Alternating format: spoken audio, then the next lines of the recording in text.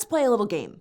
Who do you think is more of a real man? Harry Styles or Vin Diesel? LeBron James or Bruno Mars? What about Hugh Jackman singing and dancing in Les Mis versus Hugh Jackman as Wolverine? Now, while you may have your own personal preferences, if you answered Vin, LeBron, or Wolverine, most people wouldn't give you much of an argument. So does that mean Harry, Bruno, and singing and dancing Hugh aren't real men? Well, no. The problem is the question doesn't actually make sense. And yet society keeps asking, what's a real man? A lot. Like 49 million plus Google results a lot. And that's probably because from the very beginning, meaning like the moment we're born, society encourages us to think that real men have a finite set of traits. What are those traits? Well, there are so many articles and listicles out there trying to tell everyone what real men do or don't do that I recruited a few good men to go through some of our favorites. Fellas? Alright, so a lot of these fall into the line of the classic manly man stereotypes, like real men don't cry, real men eat red meat, and real men drive stick shifts. And apparently, only real men appreciate Gladiator. And then there are the people who list out generically positive traits that a real man is supposed to have, like a real man is cool, calm, and collected. A real man has courage. A real man is physically strong and can defend himself. And confusingly, real men are not lovers or fighters, they're both, simultaneously. Lastly, real men are defined by how they treat women. Like, a real man never leads a woman on. And real men have enough willpower to keep it in their pants. Of course, other people say that real men hook up with as many women as possible. So, that seems odd. Okay, you got that?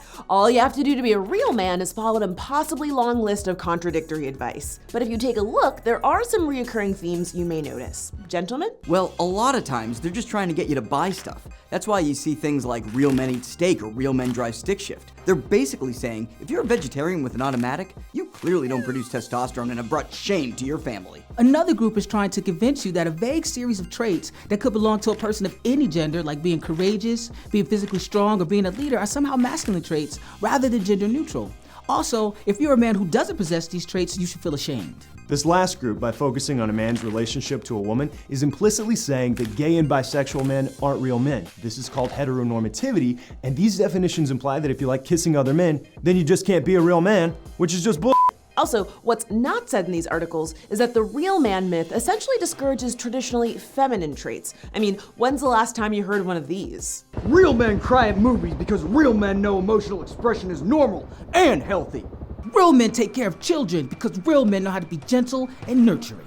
Real men focus on the arts because real men respect their own desire for quiet introspection. Woo! Make that painting! And our obsession with the rigid masculinity, which teaches boys to suppress their emotions, actually kills. A 2016 study found that men who try to conform to traditional standards of masculinity are more likely to deal with depression and less likely to seek help. As a result, men are almost 4 times more likely to die from suicide than women. The real man myth also feeds into rape culture, transphobia, and homophobia, meaning it's not good for any of us. Hey, you know what'll make you a real man, bro? Off the top of my head, I'm just spitballing here, sexually objectifying women, and revolving your identity around how much sex you're having, who you're having it with. You know it, bro. Yeah, Schmooty, yeah. Get it. Look, here's the truth. Guys who aren't big and bulky, real men. Guys who like other guys, real men. Trans guys, we're real men. At the end of the day, none of the traits we listed here are inherent to men, or women for that matter. They're merely traits that some men happen to have, but some don't.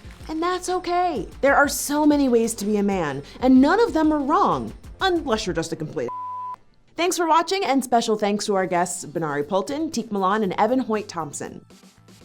Last week in our Trans Tropes episode, we flubbed one of our definitions and we wanted to clear it up.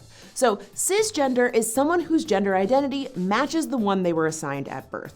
Thanks to everyone who caught this error and gave us a heads up. We'll see you next time right here on Decoded.